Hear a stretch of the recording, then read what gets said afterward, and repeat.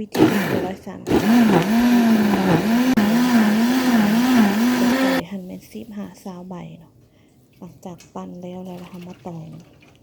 งเอาแต่น้ำมันเนาะตองประมาณ1 หอบหา2 หอบเนาะเพื่อมั่นใจว่าบ่มีเศษใบเตยรุดลงไปแล้วเนาะถ้าใส่หลายเนี่ยมันจะออกขมเด้อใส่ประมาณ10-20ใบพอดีเนาะให้เขาเอาแป้งที่ว่าจะผสมกับน้ำใบเตยนะมาห่อนรอบนึงก่อนเนาะเพื่อว่าแป้งของเขาเนาะจะมีก้อนมีเศษมีต่างๆแล้วมันจะได้รุดออกมาเด้อมันจะได้ถึกกล่องเนาะบ่ให้ตกลงไปในแป้งของเขาสีขาวจะได้จากเขือสีเหลืองจะได้มะอืดเนาะน้ำตาล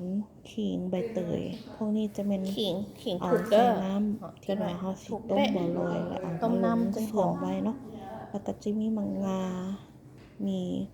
มะพร้าวขูดที่ว่าจะไว้โหยเนาะอันนี้ก็ประมาณนี้เด้อเนาะเครื่องที่ว่าจะมาเฮ็ดหลังจากเขาปั้นน้ำใบเตยหอมแป้งแล้วเราจะมาเตรียมน้ำที่เอาไว้ลอยบัวลอยเนาะจะมีน้ำสะอาดมีขิงมีใบเตยต้มลงไปแล้วก็ตามด้วยน้ำตาลและเกลือต้มให้ขิงกับใบเตยของเขาเนาะออกความหอมน้ำเราจะเปลี่ยนเป็นสีเหลืองทองก็แสดงว่าได้แล้วเนาะแล้วหลังจากที่ว่าเขาต้มแล้วแล้วก็ให้เขาปะไว้เด้อแล้วมาคั่วมะงาเนาะมะงานี่ใช้เป็นมะงาลาวก็ได้มะงาจีนก็ได้เนาะคั่วแล้วก็เหลืองแล้วก็ให้เขามาเนียนเนาะเนียนใส่ครกแบบนี้ก็บ่ให้ต่ำแล้วมันจะบ่เป็นเม็ดงามนะเขาเนียนเพื่อให้น้ำมันหอมระเหยมันออกเนาะเวลาเขาต้มน้ำแล้วออกเป็นสีเหลืองงามหอมใบเตยหอมขิงแล้วเขาก็ปะไว้เนาะก็มาผสมแป้งเด้อมาผสมแป้งของใบเตย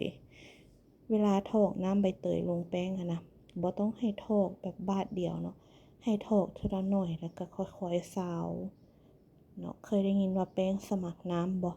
ถ้าว่าเราใส่หลายเกินไปเนาะมันสมัครน้ำมันจะเฮ็ดให้แล้วเราจะได้ตื่นแป้งอีกเนาะหลังจากได้แป้งของใบเตยแล้วเราก็จะมาเฮ็ดแป้งของมะอึเนาะสีเหลืองมะอึนี่ก็ใส่มะอึลงไปคั่นกันกับแป้งก่อนหลังจากคั่นเข้ากันแล้วก็มันน่ะมันแห้งเราก็ค่อยๆเติมน้ำอาจจะเป็นน้ำล่าหรือว่าน้ำต้มใบเตยก็ได้เนาะเอามาคั่นใส่เวลาเช็คแป้งว่ามันได้บ่ได้นะ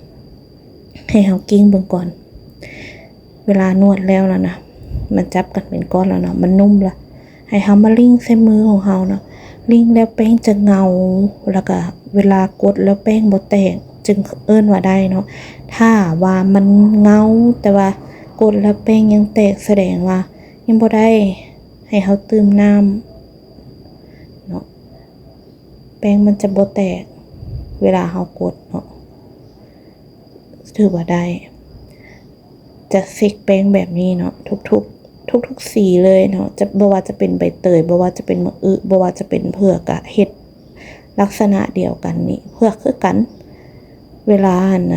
คั่นแป้งก็เอาเผือกมาคั่นใส่แป้งให้มันเข้ากันกับแป้งก่อนหลังจากเข้ากันดีแล้วจึงค่อยเติมน้ำไปทีละหน่อยค่อยนวดค่อยเติมค่อยนวดค่อยเติมบ่ให้มันแหลวเกินไปแล้วบ่ให้มันแข็งเกินไปเฮาก็เสกแป้งคือเก่าได้บ่ได้เฮาเสกแป้งคือเก่าเด้อถ้าสมมุติกรณีว่ามันแหลวเฮาลงใส่น้ำหลายวิธีแก้ก็คือค่อยๆเติมแป้งไปทีละหน่อยเนาะเติมไปจนกว่ามันบ่ติดมือเฮาปั้นก้อนได้ก็ถือว่าได้แล้วเนาะล่ะหลังจาก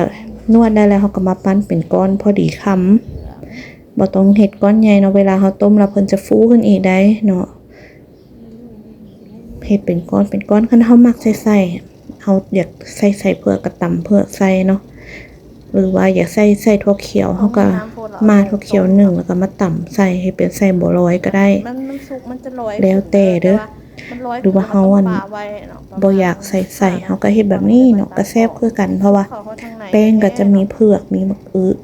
แล้วก็มีหอมใบเตยล่ะขึ้นมาแล้วเนาะเวลาเฮาสิต้มมัน สุกแล้วบัวลอยให้นะให้น้ำฟดๆก่อน แล้วเราเอาใส่เนาะ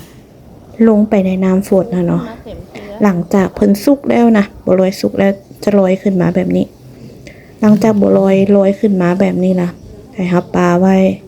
ประมาณ2-3 นาที แล้วจึงค่อยตักออกมาใส่น้ำเสื่อมที่ว่าเราเตรียมไว้เนาะมี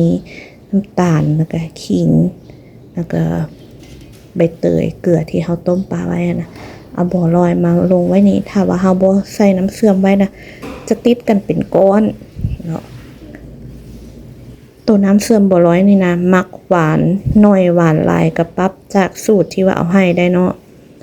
มักหวานน้อยก็ลดลงมักหวานหลายก็เพิ่มน้ำตาลขึ้นได้เด้อคันผู้ใดเป็นมักแบบกินบัวลอย